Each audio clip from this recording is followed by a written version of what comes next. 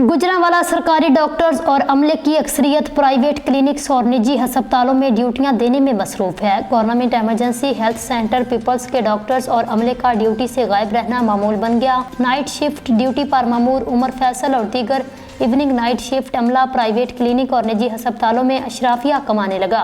गुजरांवाला से उज़मा शाहीन की रिपोर्ट के मुताबिक पंजाब हुकूमत के वाज़े अहकामात के बावजूद जिला गुजरांवाला के तमाम सरकारी अस्पतालों में डॉक्टर्स की अक्सरियत फ़राइज़ की सरअंजामदही के बजाय प्राइवेट क्लिनिक्स और निजी अस्पतालों में ड्यूटियां देने में मसरूफ है। बायोमेट्रिक सिस्टम के नफाज के लिए करोड़ों रुपए खर्च करने के बावजूद डॉक्टर्स और अमले की हाजिरी को यकीनी न बनाया जा सका। जिला इंतजामिया और डिस्ट्रिक्ट हेल्थ अथॉरिटी डॉक्टर्स और अमले की हाजिरी को 100% यकीनी बनाने में नाकाम हो चुकी।